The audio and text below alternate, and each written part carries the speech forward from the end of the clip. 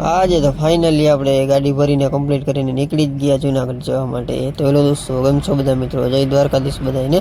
આપણે ખાલી બાલી કરીને આવી ગયા હતા આપણે ભરવાના લોકેશન ઉપર। રાત્રે સૂઈ ગયા હતા, સવારે ઉઠ્યા ને ચા પાણી પીધા અને થોડોક નાસ્તો વાસ્તો કરીને બેઠા હતા આપણે। પછી એનો માણ આવ્યો બાજુની કંપનીમાંથી, આપણે થોડોક માલ ભરવાનો હતો એટલે આપણે લઈ ગયો ત્યાં બાજુની કંપની અને આપણી ગાડી ભરવા માટે લગાડી દીધી। અહીંયા પણ આપણે ગયા તો થોડોક માલ ભર્યો, પણ માલ આપણો કમ્પ્લીટ હતો ને એટલે આપણે નિરાતે બેઠા હતા। બપોર થઈ ગયા હતા એને કીધું ભાઈ જમવા બમવાની વ્યવસ્થા, તો એ લોકોએ આપણે જમવાનું પાર્સલ મગાવી દીધું હતું, આ ચાવલ ને એવું બધું। હવે આપણે મેળ તો આવે નહીં, પણ થોડુંક કટક બટક આપણે કરી લીધું અને થોડીક વાર બપોરે રેસ્ટ કર્યો અને પછી આપણી ગાડી ભરાઈ ગઈ। કાંટો કરવા ગયા તો વજન ઓછો હતો એટલે વળી પાછી આપણે થોડોક સામાન નાખવાનો હતો અને આપણે પછી નીકળી ગયા ચા પાણી પીવા માટે। ચા પાણી પીને કમ્પ્લીટ પાછા ગાડી ગયા તો આપણી ગાડી આખી ભરાઈ ગઈ હતી। જોયું તો 13 ટન વજન નાખી દીધો, વળી પાછો 1 ટન જેવો માલ કાઢ્યો અને પછી ફાઇનલ આપણે વજન કરાવીને ગાડી બાડી કમ્પ્લીટ બાંધી લીધી।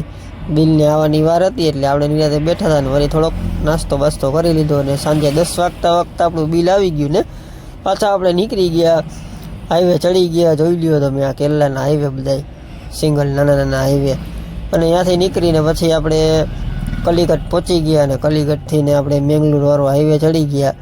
ક્યાંક ડાયવર્ઝન ને ક્યાંક સિંગલ રોડ ને રોડનું કામ ચાલુ હતું એટલે એવું બધું આવતું હતું ને બધું પાસ કરીને આપણે પહોંચી ગયા કન્નૂર ને આપણે ચા પીવાની ઈચ્છા થઈ ગઈ હતી એટલે ચાની ચૂસકી મારી લીધી। ધીમે ધીમે વરસાદ ચાલુ થઈ ગયો તો ત્યાંથી આગળ નીકળ્યા એટલે એક નાનો આમ તો ઘાટ આવ્યો, ઘાટ આપણે ધીમે ધીમે કરીને ઉતારી લીધો અને પછી આગળ ગયા એટલે આપણે પછી કેરલાની બોર્ડર પહેલાં એક ટોલ નાકો આવ્યું। સવારના 5 વાગી ગયા હતા ને આપણે આવતી હતી ફૂલ નીંદર એટલે મેં કીધું હવે નિરાતે અહીંયા સૂઈ જાય, રોડ ઉપર સાઈડમાં ગાડી રાખીને કાંઈ ઉપાધિ જેવું હતું નહીં ને। મળીએ નેક્સ્ટ વિડીયોમાં। આવા જ વિડીયો જોવા માટે આપણે એને ફોલો કરી નાખજો।